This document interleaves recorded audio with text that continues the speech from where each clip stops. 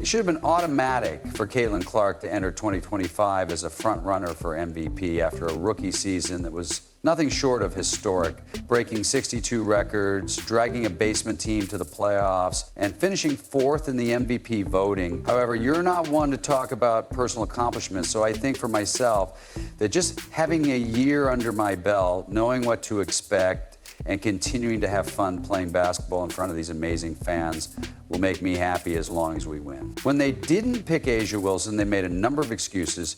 Do I expect A'ja Wilson to be A'ja Wilson again this year? Yes, but I also know that there is such a thing as voter fatigue.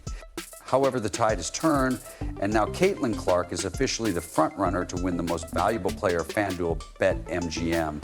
And even ESPN has her ahead of A'ja Wilson and Nafisa Collier. How the turntables, that's not fan hype, that's Vegas. Data shows that people are investing real money because they know it's coming. We're here for the takeover. The WNBA media is also gradually catching up after a year of backhanded compliments, eye rolls, and thinly veiled jealousy. You can sense the change in tone as they realize that Caitlin Clark isn't just good, she's generational. What changed? Everything points to a season of breakthrough dominance from Caitlin and the Fever Clark. Yes, a new career high for Caitlin Clark, and she's about to go beast mode in ways that people aren't prepared for. Caitlin Clark wasn't just having a good rookie season, she broke 62 records. Let that sink in. Most notably, she set the WNBA's single-season assist record as a rookie, which is ridiculous.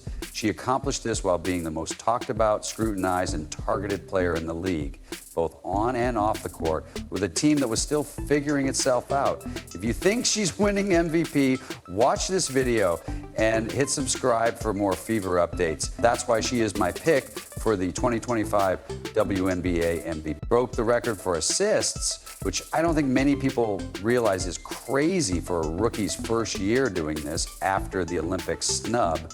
Caitlin went on a total meltdown, with Clark launching off the screen and dropping a triple that was extremely physically taxing. From that point on, she scored 23 points per game while leading a team that had been a bottom feeder the previous season to the playoffs, improving everyone around her, and doing it all under the most intense scrutiny a rookie has ever experienced. So, of course, all the signs pointed to her second season being even better, but some analysts said she wasn't even a contender. According to Bleacher Report's WNBA analyst Nukas Duncan actually ranked her 6th in the league going into 2025. But who did he put ahead of her? Alyssa Thomas, you know, the girl who only averaged 10. In my opinion, Caitlin Clark's 5 points per game from the previous season is absurd.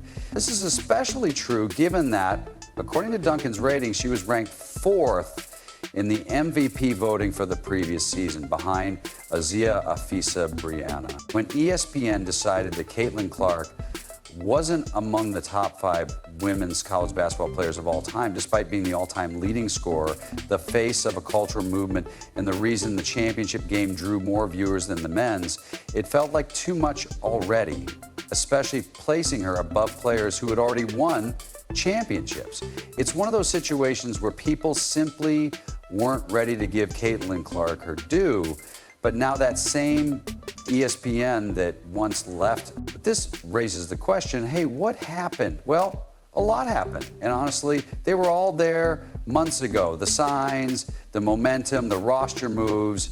But once training camp started, everyone finally started seeing what Fever fans already knew. They made a ton of offseason moves that instantly pushed them into contender status. She was named the MVP frontrunner ahead of A'ja Wilson and Nafisa Collier from their college GOAT list. Let's face it, though, the odds are officially a 3-player race, and after Breanna Stewart, everyone else is essentially a long shot. Every single one of them makes Caitlin Clark even more dangerous. To start, if they had any coaching in Indiana, they wouldn't have fallen 5 games short of 500 once more. Many fans and analysts believe that Caitlin Clark and the Fever had succeeded, despite their coach, Christy Sides. And although no one ever publicly stated it, the signs were there. I told you this last year. Well, I didn't tell you this on air, but we saw when they took pictures with Christy Sides, Like when she pulled up on them at the All-Star game, Kelsey and AB and everyone just kind of rolled their eyes and left like she was a groupie, which told me everything I needed to know. When I said she's not it, it was because I had witnessed things for 2 years that simply shouldn't have happened in the first place. During the season, Caitlin mentioned that she wasn't receiving much advice from the sidelines. And there were times when players' frustrated looks and disjointed huddles on the court made it obvious that something wasn't working. Later, during the offseason, Caitlin made some subtly telling remarks about the team's lack of strategy. It was clear to Fever supporters from the start that this was a huge improvement. But now that the media and the league are catching up because they're seeing the difference in practice, it's not just the fans who are saying it. Structure added to that the constant criticism from fans that they were getting out-coached in close games. And yes, it was time for a change. That's why they brought in 2023 Coach of the Year, Stephanie White. Yes, let's time it so that we truly get you over the top, everyone. She will help the Fever win, and that means she will help Caitlin. Better coaching means more intelligent rotations, cleaner offensive sets, and players who move without the ball. It also means more strategically planned plays that highlight Caitlin's vision and teammates who are in the right position to finish more assists, fewer forced shots, and more points on the board. When the Fever rack up wins because of that efficiency, you can bet the MVP discussion will begin. The Fever are heating up quickly now that they have a seasoned coach in Stephanie White. You've seen her get really involved with her players, and Caitlin is obviously impressed. White alone could have raised Caitlin's MVP stock by improving her play, tightening up team execution, and actually putting a real system in place.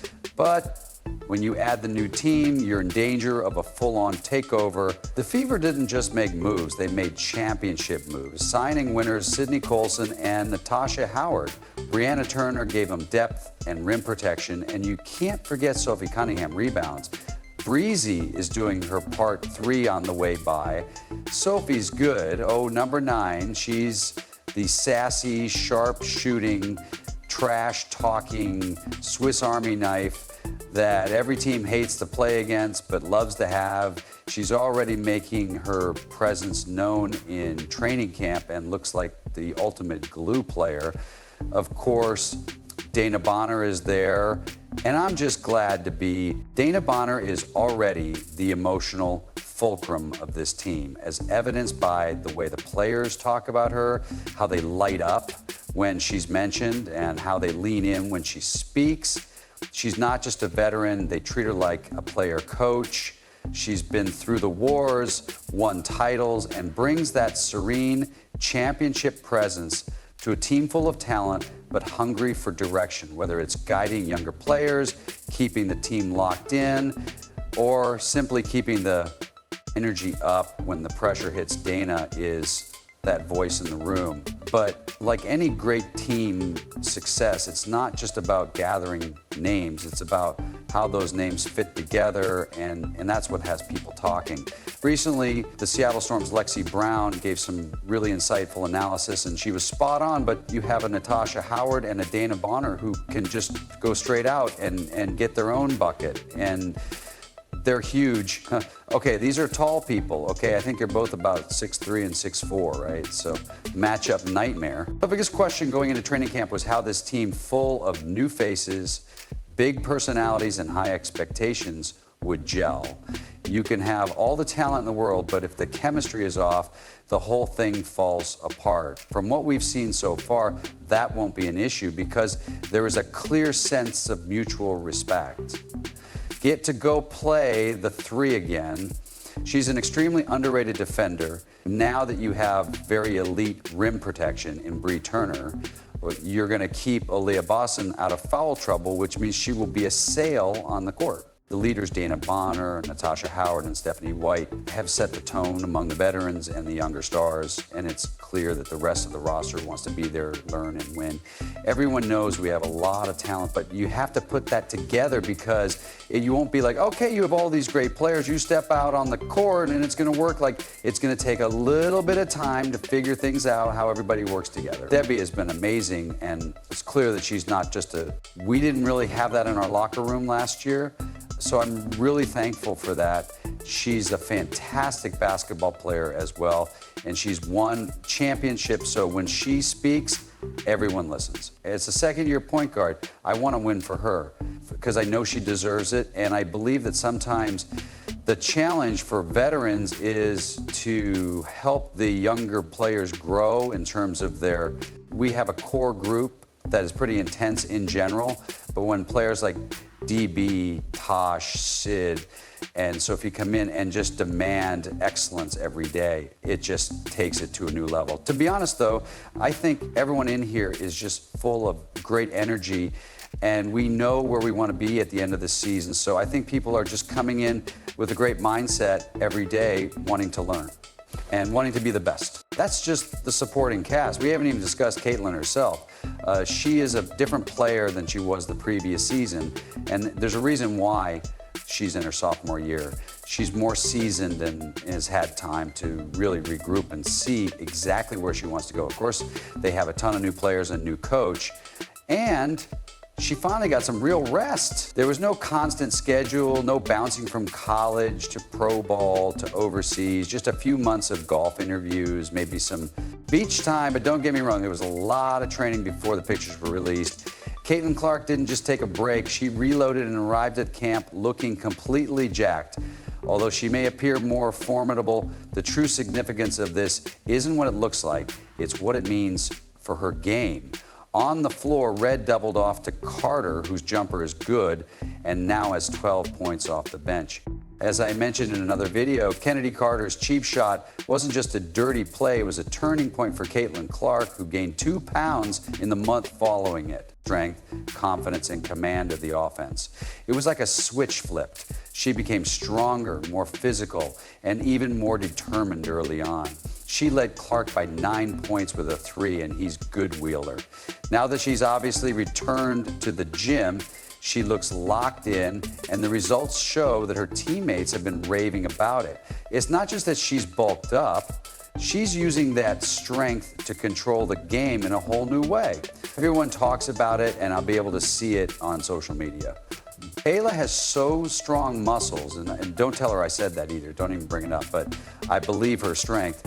I mean, she can bully her way in and finish strong at the basket. Everyone talks about her three-point shooting, and we've all seen her pass, but I think she can also get downhill and really just stay on balance and score the ball. I think this year will be fantastic as well. How would you explain the shift to ensure that the game will still be physical and that no one is pretending the bumps and cheap shots isn't going to vanish in a flash, but Caitlin Clark isn't going to be tossed around like she was last season. She's stronger now, mentally and physically, and she'll be able to take hits, fight through them, and finish plays that she couldn't last year.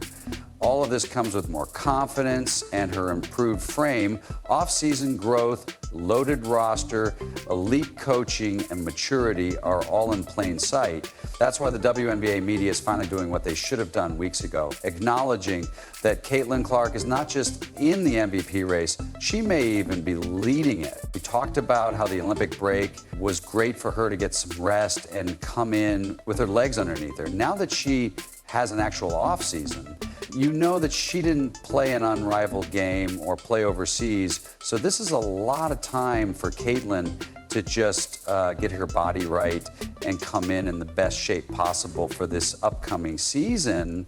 And I think that's going to pay huge dividends for her. The MVP conversation is kind of the baseline at this point. And there's no ramping up period for Caitlin Clark this time around. She's going to enter Game 1 and already rank among the top 5 WNBA players. So I believe MVP has to be the ceiling for her. She's already in that conversation. So I would expect her to rise even further in the vote total and possibly win that award this year or next. You can also anticipate more media attention to follow as the Fever continue to impress in training camp and as they demonstrate in actual game situations that they're not just, the tide will continue to turn. Because Caitlin Clark is talented but cohesive. All it will take is a quick start to the regular season, a couple of decisive victories, and everyone who is reluctant to acknowledge it will feel comfortable admitting it. Now let's go back to that first clip of Caitlin. As long as we win, I'm going to be happy, so just be the best leader I can be. Now that I've had a year under my belt, I know what to expect. You know that I'm the point guard, so people will be expecting a lot from me. I need to be there for my teammates, be an extension of Steph on the court, and just be a great leader and enjoy yourself while doing it. Although Caitlin will never say it aloud, an MVP award this season would mean everything. It wouldn't be for the headlines or the trophy, but because of what it would stand for. It would permanently silence the haters who say her popularity isn't due to her game and who dismiss her dominance and who say the hype is fake and unearned. Now, you know the marketing campaign has already fired the first shot. It's bold, unrepentant, and refuses to minimize what's happening. You're still here, so thank you for watching, and leave a basketball in the comments.